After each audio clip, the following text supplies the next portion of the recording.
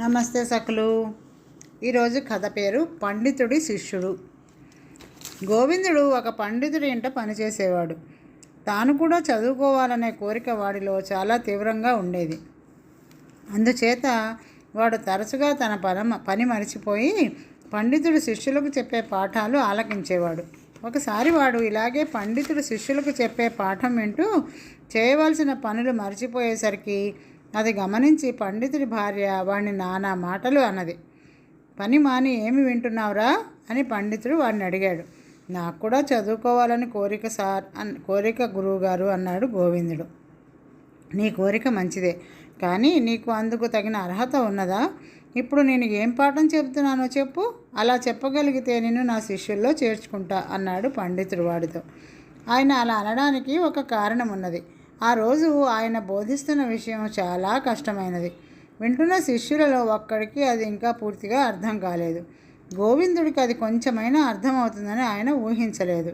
కానీ గోవిందుడు దాన్ని అర్థం చేసుకుని తాను విన్నది ఒక్క ముక్క పొల్లుపోకుండా చెప్పాడు. పండితుడు వాడి గ్రహణ శక్తిని మెచ్చుకుని ఆ రోజు నుంచి వాడిని తన శిష్యుల్లో చేర్చుకున్నాడు. త్వరలోనే గోవిందుడు పండితుడి శిష్యులందరినీ మించిపోయాడు. శిష్యులు వాడి మీద తమకు గల అసూయను గురువుగారి దగ్గర వెళ్ళబోసుకున్నారు. నేనేం చేసేది, వాడు సరస్వతీదేవి అవతారంలో ఉన్నాడు, వాడు నన్నే మించిపోయేటట్లుగా ఉన్నాడు అన్నాడు పండితుడు. విద్యాభ్యాసం చేస్తుండగానే గోవిందుడికి కవిత్వం అబ్బింది. వాడి కవిత్వానికి ఎంతో ఖ్యాతి వచ్చింది. గొప్ప గొప్ప వాళ్ళు వాడిని తమ ఇళ్లకు ఆహ్వానించి కవితాగోష్ఠి జరిపించి గొప్పగా సత్కరించసాగారు. ఇదంతా చూసిన పండితుడి శిష్యులకు కన్నెర్రగా ఉండేది. ఇది చాలనట్లు గోవిందుడు ఒక నాట్యశాల వారికి నాటకం ఒకటి రాసిపెట్టాడు. దాన్ని ప్రదర్శించగా చూసిన వారందరూ అద్భుతం అన్నారు. అప్పటి నుంచి గోవిందుడు సంస్కృత నాటకాలు అనేకం రాశాడు. వాటికి పుష్కలంగా డబ్బు వచ్చింది. చివరకు పండితుడి పేరు నిలబెట్టిన శిష్యుడు గోవిందుడు ఒక్కడే అయినాడు. మిగిలిన శిష్యుల్లో ఒక్కడూ ప్రయోజకుడు అనిపించుకోలేదు. వారందరూ ఏకమై పని చేసుకుని రెక్కల కష్టం మీద బతకవలసిన వాడు మన గురువుగారి చలవ వల్ల మహాకవి అయి కూర్చున్నాడు. మనకేమో కవిత్వం అబ్బలేదు. అది చూసి గోవిందుడు మరీ మిడిసిపడుతూ ఉండాలి. వాడి గర్వాన్ని అణచాలంటే మనం ఇతర ప్రాంతాల నుంచి గొప్ప కవులను ఇక్కడికి ఆహ్వానించి ఘనంగా సత్కరించాలి అనుకున్నారు. ఈ పథకం కింద కొందరు శిష్యులు ఆంధ్రదేశానికి వెళ్ళారు. ఆ రోజులలో ఆంధ్రదేశంలో నాటకాలకు బహుళ ప్రచారం ఉండేది.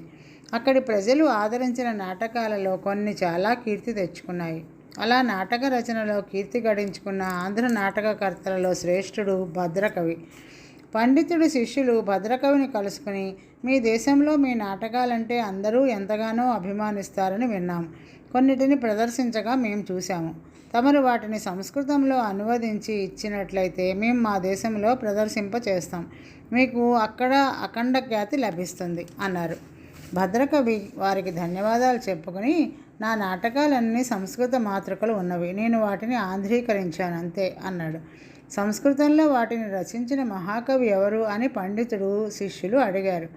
ఆ మహాకవి ఉండే నగరం ఉజ్జయిని, అతని పేరు గోవిందుడు అన్నాడు భద్రకవి. శిష్యులకు చచ్చేటంత అవమానమైంది. దేశాల వాళ్ళు గోవిందుడు నాటకాలను తమ భాషలోకి తర్జుమా చేసుకుని ఆనందిస్తుంటే తాము ఆ నాటకాలను వదిలిపెట్టి ఇతర ప్రాంతాలు తిరుగుతున్నారు. అసూయ ఎంత పనైనా చేస్తుంది అనుకుని వాళ్ళు బుద్ధి తెచ్చుకుని వెంటనే తమ నగరానికి తిరిగి వెళ్ళిపోయారు. మరొక కథ. పిశాచాల అనుమానం.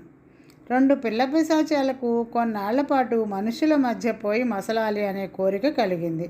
అవి మనుష్య రూపాలు ధరించి ఒక ఊరు చేరుకున్నాయి. ఊరి పొలిమేరలో వాటికి ఒక రైతు కనిపించాడు.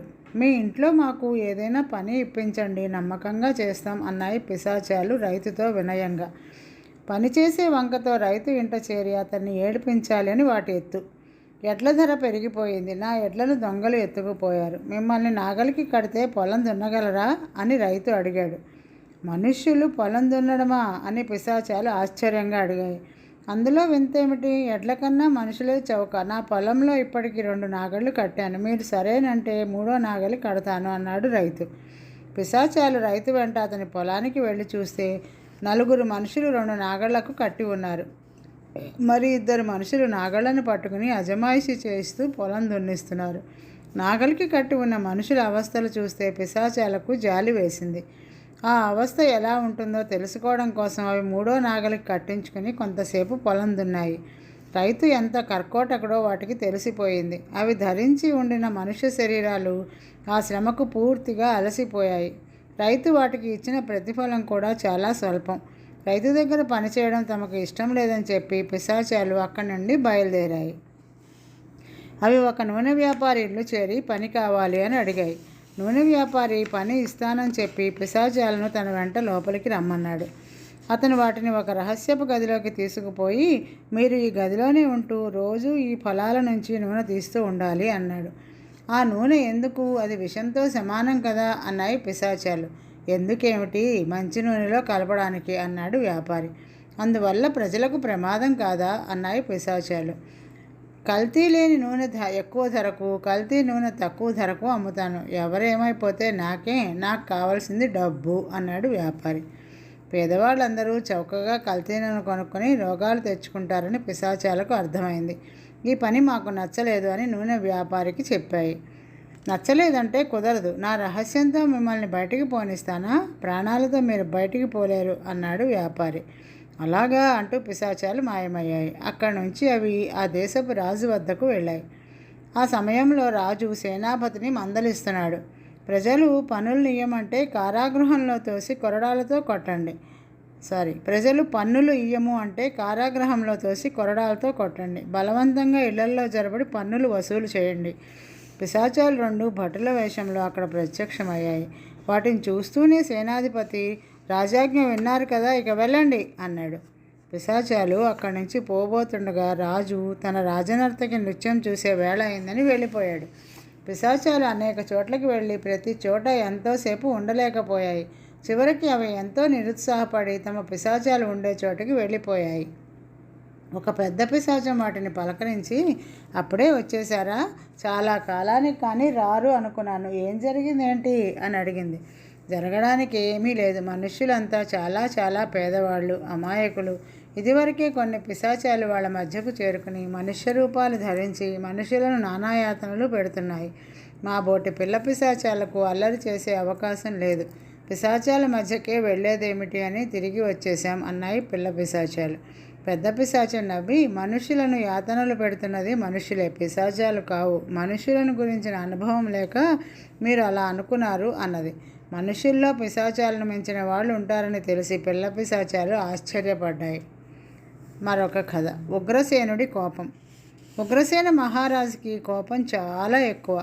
అతను యువరాజుగా ఉన్నంత కాలము ఇబ్బంది లేకపోయింది. కానీ రాజైన క్షణం నుంచి అది చాలా అనర్థాలకు దారితీయసాగింది. తన కోపాన్ని అదుపులో ఉంచుకోవడానికి ఉగ్రసేనుడు శతవిధాలా ప్రయత్నించాడు. అయినా కోపం వచ్చేసరికి అతనికి ఒళ్ళు తెలియక చాలా క్రూరంగా ప్రవర్తించేవాడు. అయితే కోపం తగ్గాక అతనంత మంచివాడు లేడు. ఒక పర్యాయం అతను ఒక భటుడి మీద కోపం వచ్చి అప్పటికప్పుడు 25 కొరడా దెబ్బలు శిక్ష విధించి అమలు జరిపించాడు. వాడు దెబ్బలు తిని సొమ్మసిల్లి పడిపోయాక రాజుకు కోపం తగ్గి భటుడికి వైద్యం చేయించి రాణి వద్దకు పోయి పశ్చాత్తాపం ప్రకటించాడు. మీకు ఇంత కోపం ఉండడం దేశానికి ప్రమాదం అన్నది రాణి. నేనేం చేయను? కోపాన్ని అణుచుకోవాలనే ప్రయత్నిస్తున్నాను అన్నాడు ఉగ్రసేనుడు. నేను ఒక ఉపాయం చెప్తాను. ఈసారి నుంచి కోపం వచ్చినప్పుడు మరొకరికి మీరు ఏ శిక్ష విధిస్తారో అదే శిక్ష మీరు అనుభవించండి అన్నది రాణి.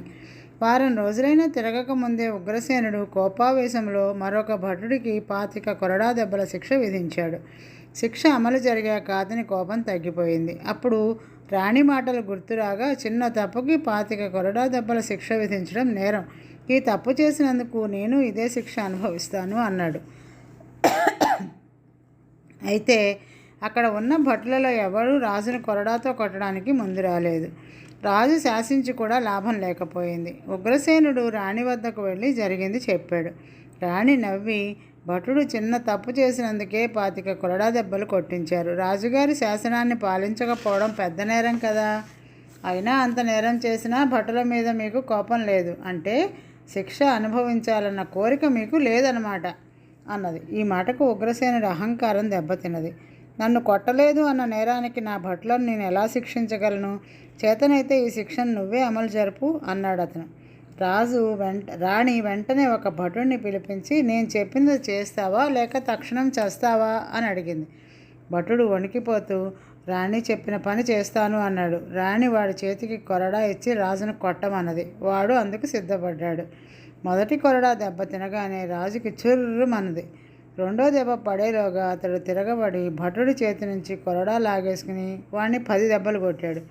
రాణి ఏదో అనబోతే అతను వినిపించుకోకుండా అక్కడి నుంచి చరచరా మంత్రి వద్దకు వెళ్ళి, మంత్రి, రాణి రాజద్రోహం తలపెట్టింది. ఆమెకు దేశ బహిష్కరణ శిక్ష విధించాను. దాన్ని వెంటనే అమలు జరపకపోతే మీరు కూడా రాజద్రోహిగా పరిగణించబడతారు అన్నాడు. గత్యంతరం లేక మంత్రి రాణిని సమీపారణ్యంలో దిగవిడిచాడు. తర్వాత రాజు కోపం తగ్గి పశ్చాత్తాపం కలిగి రాణిని తిరిగి అంతఃపురానికి తెప్పించుకున్నాడు. దానితో పాటు రాణిగారికి ఎంతో క్షమాపణలు చెప్పుకున్నాడు. ప్రభువులు మన్నిస్తే ఇంకొక ఉపాయం చెబుతాను. మీరు కోపోద్రేకంలో వేసే శిక్ష వెంటనే అమలుపరచకుండా శాసించండి. ఈ లోపల మీకు కోపం తగ్గుతుంది. కోపం తగ్గాక మీ అంత మంచివారు ఉండరు కదా అన్నది రాణి. రాజు తన కింద ఉద్యోగులకు అలాగే చెప్పాడు. అయితే ఈ ఉపాయం కూడా ఫలించలేదు. తాను వేసిన శిక్ష వెంటనే అమలు జరపనందుకు రాజుకు ఆ వ్యక్తుల మీద కూడా కోపం వచ్చేది. అంతేకాదు, శిక్ష అమలు జరిపేదాకా అతని కోపం అలా అలా పెరిగిపోయేది. తన కోపం గురించి ప్రజలు ఏమనుకుంటున్నారో తెలుసుకోవాలనిపించి ఉగ్రసేనుడు మారువేషంలో దేశమంతా తిరిగాడు. ఒకచోట అతనికి తనకన్నా కూడా కోపిష్టివాడు తగిలాడు. వాడు పని పెట్టుకుని ఉగ్రసేనుడితో గిల్లి కజ్జా పెట్టుకుని పెద్ద గొడవ చేశాడు. చుట్టుపక్కల వాళ్ళు ఉగ్రసేనుని శాంతపరచడానికి ప్రయత్నిస్తూ, ఊరుకోండి బాబు, వాడు అసలే కోపిష్టి వెధవ, కోపం వస్తే మహారాజును కూడా లెక్క చేయడు అన్నాడు. ఎందుకు లెక్క చేయడు? నేనే మహారాజుని. వీడిప్పుడు నా కాళ్ళు పట్టుకోకపోతే 50 కొరడా దెబ్బలు కొట్టిస్తా అన్నాడు ఉగ్రసేనుడు తన మారువేషం తొలగిస్తూ. అతను మహారాజుని తెలిసి కూడా ఆ ముక్కోపి తన ధోరణి మానక, రాజైతే నాకు లెక్కేమిటి, తప్పంతా ఆయనదే, ఆయనే నాకు కాళ్ళు పట్టుకోవాలి అన్నాడు. ఉగ్రసేనుడికి కోపం పెరిగిపోయింది. అందుచేత త్వరలోనే ముక్కోపి వాడు కూడా కొరడా దెబ్బల శిక్ష అనుభవించడం జరిగింది. వాడు దెబ్బలు తింటూ కూడా రాజును తిడుతూనే ఉన్నాడు. అలాంటి మూర్ఖుడికి అంత కఠిన శిక్ష విధించినందుకు రాజును చాలామంది మనసులో తిట్టుకున్నారు. కోపం తగ్గిన తర్వాత కూడా రాజు ఈ విషయాన్ని రాణికి చెప్తూ, నా ప్రజలలో నన్ను మించిన కోపిష్టి వాళ్ళు ఉన్నారు. చావు దెబ్బలు తింటూ కూడా కోపాన్ని విడిచిపెట్టలేని వాళ్ళు ఉన్నప్పుడు నా కోపం గురించి నేను బాధపడక్కర్లేదు అన్నాడు. రాణి ఒప్పుకోలేదు. సామాన్యుడి కోపం వాడికే కష్టం కలిగిస్తుంది. రాజు కోపం రాజు కన్నా ప్రజలకే ఎక్కువ నష్టాన్ని కలిగిస్తుంది. ఇంత కోపం ఉన్న మీకు రాజ అర్హత లేదు. మీరు రాజ్యక్షేమాన్ని ప్రజాక్షేమాన్ని కోరేవారైతే రాజ్యపాలన నాకు అప్పగించి మీరు సామాన్యుడిగా ఉండిపోండి అన్నది. ఏ కడన ఉన్నాడో ఏమో రాజు దీనికి ఒప్పుకున్నాడు. అధికారం రాణి చేతికి వచ్చిన కొంతకాలానికి రాజు కోపం చాలా వరకు తగ్గిపోయింది. అధికారం లేకపోతే తన కోపం అదుపులో ఉంటుందని రాజుకి త్వరలోనే అర్థమైంది. ఎందుకంటే అది వరకు అతని కోపానికి దోహదం చేసింది అతనికి గల దండించే హక్కు. ఈరోజుకి కథ సమాప్తం సఖులు. తిరిగి రేపు కలుద్దాం. నమస్తే.